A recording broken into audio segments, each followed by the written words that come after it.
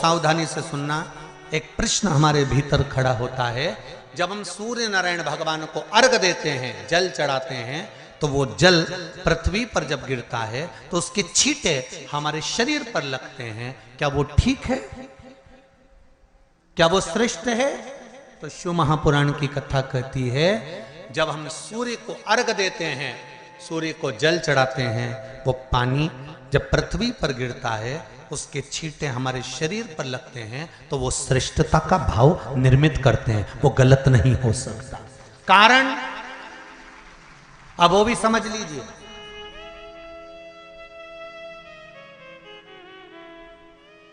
अब सूर्य नारायण भगवान को आप जल चढ़ा रहे हो, तो छींटे नहीं लगे, उसके लिए क्या स्टूल पे चढ़ के चढ़ाओगे कि कुर्सी पे चढ़ के चढ़ाओगे?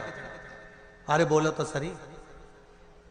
अब कई लोगों के दिमाग में यह बात भरा गई कि हम भगवान को जल चढ़ाते हैं, वो हमारे शरीर में छींटे लगते हैं, जमीन पे से पानी गिरता है, वो हमारे शरीर को छींटे लगते हैं, भगवान को अच्छा नहीं लगता होगा। कौन ने कहा? पहले तो उसको पकड़ के ला।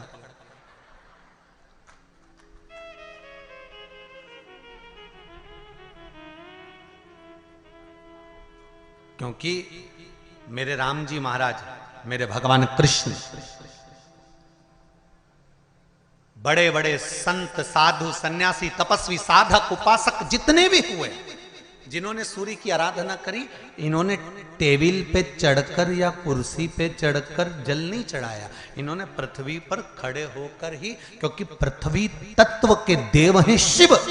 जब हम मृत्यु लोक पर खड़े होकर, पृथ्वी पर खड़े होकर भगवान शंकर का भाग पृथ्वी तत्व को धारण कर कर जल को हाथ में लेकर जब समर्पित करते हैं, और जो जल नीचे गिरता है वो शरीर पर अगर लगता है तो हमको उसका आशीर्वाद ही प्राप्त होता है, दोष नहीं लगता। पर लोगों ने इसको विपरीत कर दिया। कि कौन ने विपरीत करा? कई लोगों ने इसको विपरीत कर दिया।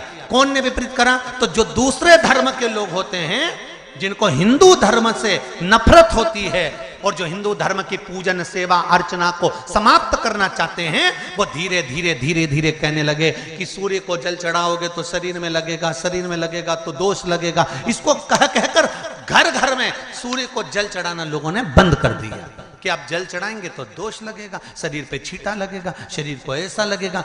ये दोष नहीं है।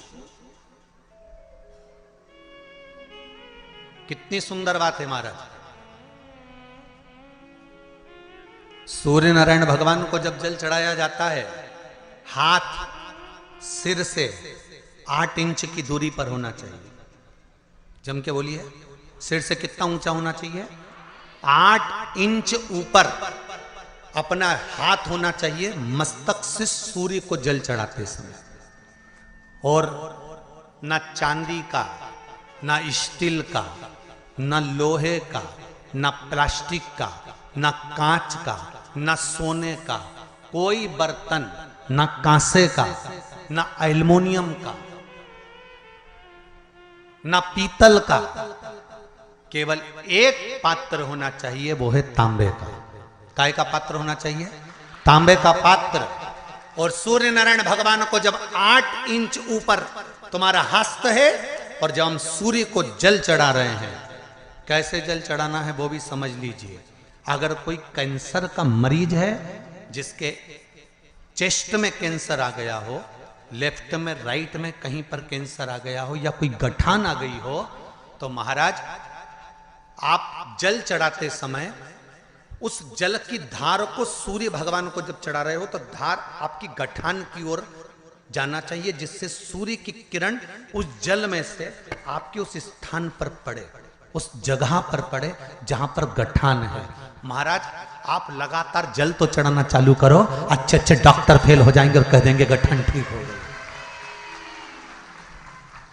आपका लीवर और किडनी गड़बड़ कर रहा है, आप प्रतिदिन, आपका स्वास्थ्य गड़बड़ रहता है, आप प्रतिदिन ये ज्योतिष शास्त्र के अंतर्गत, रत्न शास्त्र के अंतर्गत, ये रत्न शास्त्र, ज्योतिष शास्त्र, रंग शास्त्र जो हमारे यहाँ है, रंगों के हिसाब से ये जितने रत्न होते हैं, माणिक हुआ, मोती हुआ, नीलम हुआ, मूंगा हुआ, पुखराज हुआ, ये क्यों कहते हैं ये पीला है, ये सफेद है, ये नीला है, ये लाल है, इसको शरीर में क्यों पहनाते हैं? उसका कारण होता है कि जब शरीर में पहनते हैं सूर्य की किरण उसमें पड़ती है, हमारे शरीर पर वो कलर का इफेक्ट पड़ता है, उस कलर को शरीर पर लगता है, और शरीर पर लगता है तो हमारा शरीर धीरे धीरे, हमारी जो इंद्रियां हैं वो सही होने लगती हैं, काम सही होने लगता है। तो आप कहते हो ना, सब